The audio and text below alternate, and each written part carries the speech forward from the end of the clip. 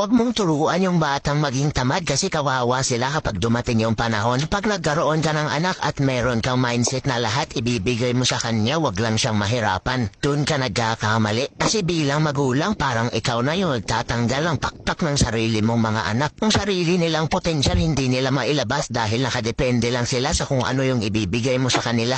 Ipong gagawa na lang sila ng assignment sa school, ikaw pa yung gagawa. Malaki na, hindi pa marunong magsaing, hindi pa marunong magwalis, hindi pa marunong maglaba ng sariling damit. Napakagandang pakinggan kapag magulang mismo ang nagbibigay ng mga pangangailangan ng anak, pero sa kabilang banda may negatibong epekto ito, along-lalo na kapag nasobrahan yung pag-spoil sa bata. Yang magulang, isa sa pinakamagandang legasiya mo sa anak mo ay turuan silang lumipad, maging malakas, at matutong tumayo sa sariling mga paa nila. Yung kahit saan sila mapadpad na lugar, willing silang matuto para sa trabaho. Yung sila mismo yung magbabanat ng buto para sa sarili nila.